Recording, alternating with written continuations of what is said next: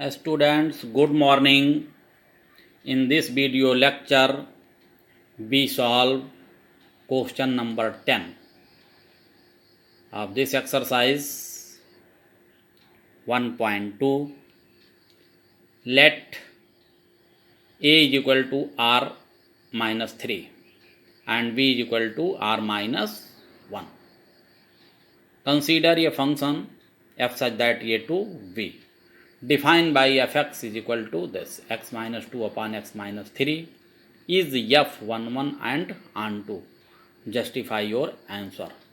That means इस question में हम लोगों को ये प्रूफ करना है कि ये function F x is equal to X minus 2 upon X minus 3 define on a to b where a is equal to all real number except than 3 and b is equal to all real number except than minus 1 is 1 and onto. Student, now we solve this question. Seen here, we note given set a r minus 3 and v is equal to r minus 1. Function defined on a to b. F such that a to b. fx is equal to x minus 2 upon x minus 3. Now first be proved function is 1 1. Let x1 x2 belongs to a such that fx1 is equal to fx2. Therefore अब fx पे इसको put करिए, x के place पे x1 and x2, तो x1 minus x2 upon x1 minus 3 हो गया और fx2 के लिए हो गया x2 minus 2 upon x2 minus 3. Cross multiply कर दीजिए x2 minus x1 x2 minus x3 here x1 minus 3 into x2 minus 2.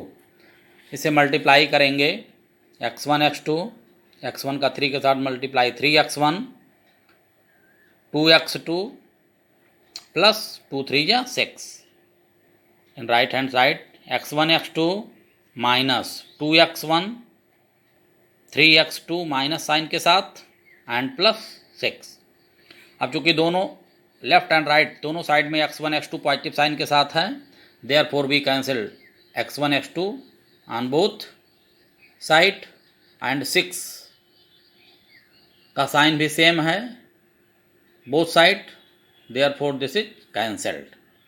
Now x1 देखिए यहाँ है, इधर भी है, तो हम x2 3x2 ये जो नेगेटिव साइन के साथ है इसको इधर ला रहे हैं, तो 3x2 इधर आया पॉजिटिव हो गया और ये 2x2 एंड 3x1 को राइट साइड में ले गए तो 3x1 minus 2x1. Now x1 is equal to x2, hence function f is 1 1. ये प्रूफ हो गया कि फंक्शन हमारा क्या है 1 1. Now we want to prove that function is onto. Onto prove करने के लिए let y is equal to fx.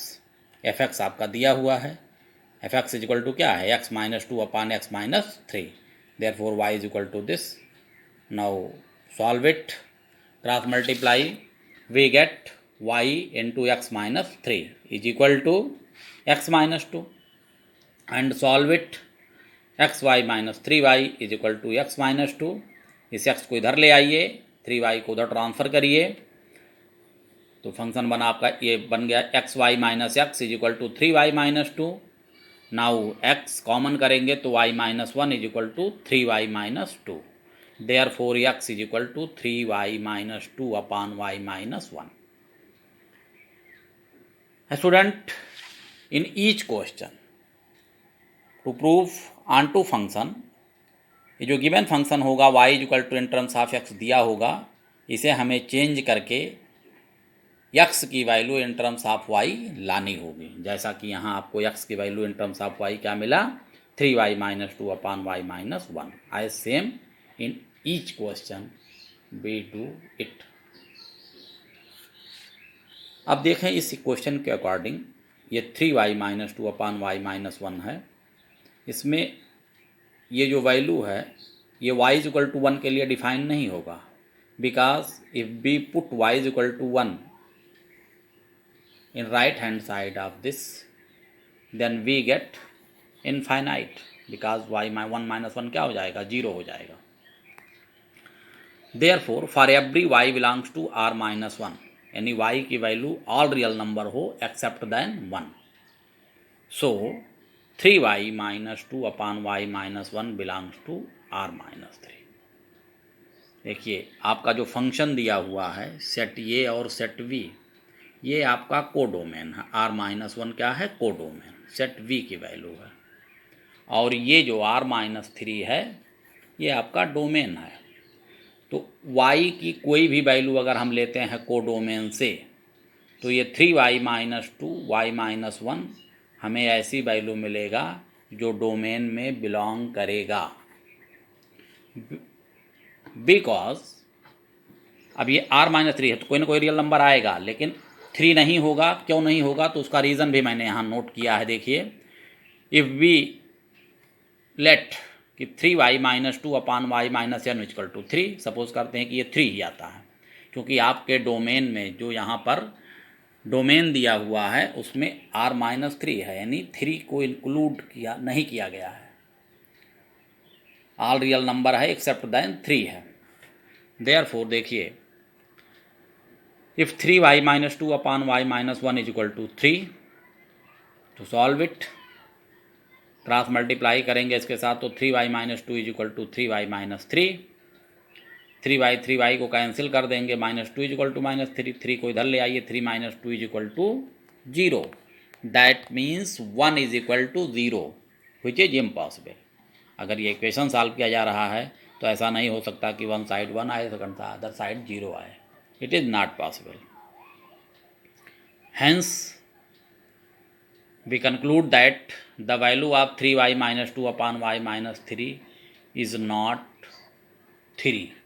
कभी भी इसकी वैल्यू क्या होगी, 3 नहीं होगी.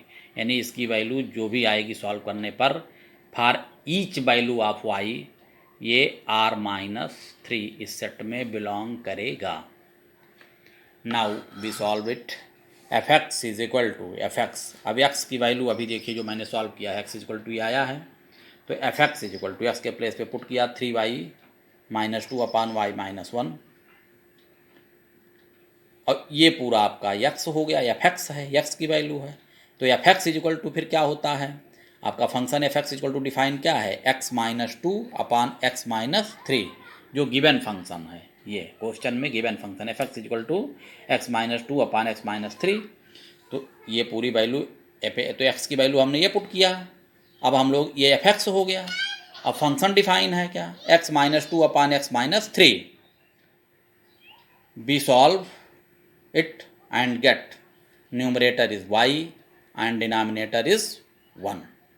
देयरफॉर हमें क्या मिला, y. F x is equal to y. Hence student, for every value of y, for every value of y in codomain, 3y minus 2 upon y minus 1 belongs in domain. Hence function is onto. उसी को हमने यहाँ देखिए note किया है. Every element in the codomain of f has pre-image in the domain of f. इस result से हमें यह निष्कर्ष मिलता है कि कोडोमेन का कोई भी एलिमेंट अगर हम लेंगे तो वो डोमेन, उसके लिए डोमेन में उसका प्री इमेज जरूर मिलेगा. Hence function is onto. Therefore given function is 1 1 and onto. Thank you. हमें उम्मीद है आपको फंक्शन 1 1 एंड ऑनटू प्रूफ करना समझ में ज़रूर आया होगा. यदि कोई प्रॉब्लम आती है तो कमेंट बॉक्स में कमेंट करें. वीडियो को शेयर एंड लाइक करें. Thank you.